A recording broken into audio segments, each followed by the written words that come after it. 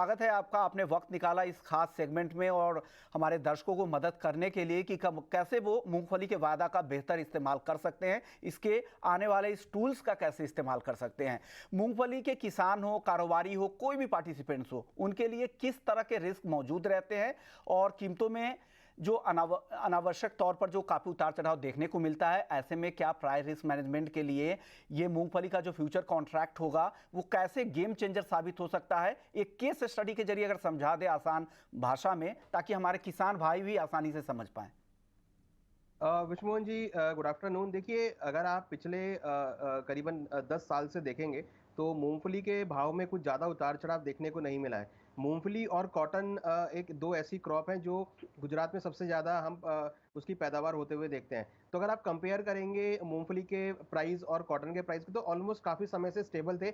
मगर last year हमने देखा कि कॉटन के प्राइस ऑलमोस्ट करीबन डबल होते हुए दिखाई दिए थे। वहीं उसके बावजूद भी हमने देखा कि जो मूंगफली के प्राइस थे वो उतने इंक्रीज नहीं हुए हैं। तो करीबन अगर आप 10 साल से वैल्यूएट करेंगे तो मूंगफली के प्राइस ऑलमोस्ट स्टेबल रहे, जबकि उसके विपरीत हमने देखा कि कॉटन के प्राइस में काफी तेजी देखने को मिली। तो उसकी वजह से क्या हुआ कि जो किसान थे मूंगफली के, वो कॉटन में शिफ्ट होते हुए दिखाई दिए। और हालांकि कॉटन की जो क्रॉप थी वो बढ़ गई, बट यहाँ पर हमने देखा कि मूंगफली की जो क्रॉप थी वो कम हो गई। तो कहीं ना कहीं वायदा ना अवेलेबल होने की वजह से जो किसान थे, जो मूंगफली के किसान थे, वो अपने को सही तरीके से हेज नहीं कर पाए। तो अगर उनके पास उस टाइम पर अगर फ्यूचर कॉन्ट्रैक्ट अवेलेबल होता, तो अगर उनको प्राइस नहीं मिल रहा था तो वो अपनी पोजीशन को फ्यूचर्स मार्केट में बेचकर हेज कर सकते थे।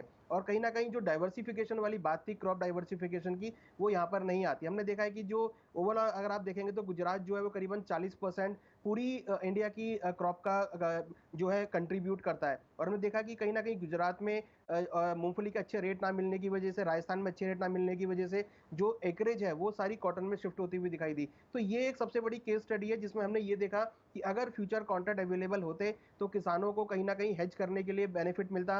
किसान ट्रेडिंग करके यहाँ पर अपना बेनिफिट कमा सकते थे। किसान हेज करके अपना जो प्राइस जो नीचे आ रहा था, जो स्टेबल था, उससे यहाँ पर प्राइस को मोमेंटम ले सकते थे। तो कहीं ना कहीं जो प्राइस में मोमेंटम होता है वो कहीं ना कहीं हमें देखा जाता है कि फिजिकल मार्केट में सबसे ज्यादा किसानों के लिए फायदेमंद होता है। और वो मोमेंटम अगर नहीं है तो किसान जनरली शिफ्ट होते हुए दिखते हैं, जो कि हमने ग्राउंड नट के केस में आता हुआ देखा। तो मुझे लगता है कि अब जो ये कॉन्ट्रैक्ट लॉन्च हो रहा है तो कहीं ना कहीं इससे किसान जो है, जो मूंगफली के किसान है, क्योंकि मूंगफली एक ऐसा प्रोडक्ट है, मूंगफली का तेल एक ऐसा प्रोडक्ट है जो भारत एक्सपोर्ट भी करता है।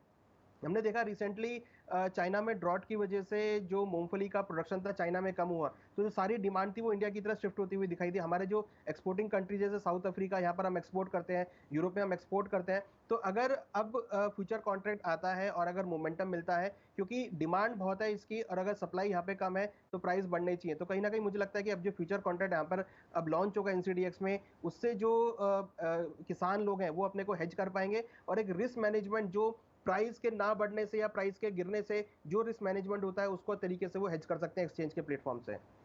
सर, मैं फंडामेंटल्स पे बाद में आऊंगा कि कौन कौन से फंडामेंटल्स है जो मूंगफली की कीमतों को प्रभावित करते हैं। पहले इंटरनेशनल फैक्टर्स को समझ लेते हैं, क्योंकि कोई भी जो पार्टिसिपेंट, पूरे वैल्यू चेन को इसकी ज़रूरत होती है। तो कौन कौन से अहम चीज़ें, कौन कौन से अहम फैक्टर्स होते हैं ग्लोबली जिस पे हमें नज़र रखनी चाहिए। देखिए, ग्राउंडनट ऑयल सबसे बड़ा पार्टिसिपेट करता है एडिबल ऑयल में। तो एडिबल ऑयल की जो डिमांड सप्लाई है ग्लोबल के अंदर, वो सबसे ज्यादा यहाँ पे रोल प्ले करती है।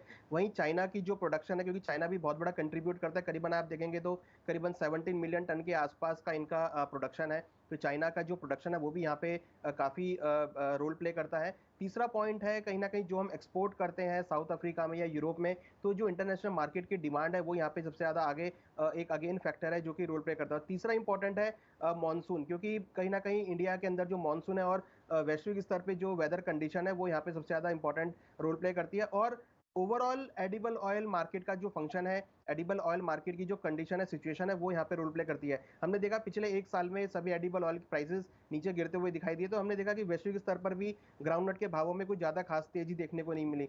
तो ओवरऑल एडिबल ऑयल का, एडिबल सेक्टर की जो पूरी स्टोरी है, जो पूरी प्राइस परफॉर्मेंस है, या पूरे वैश्विक स्तर पे जो कंडीशन है, वो भी इस ग्राउंडनट ऑयल को इफेक्ट करती है।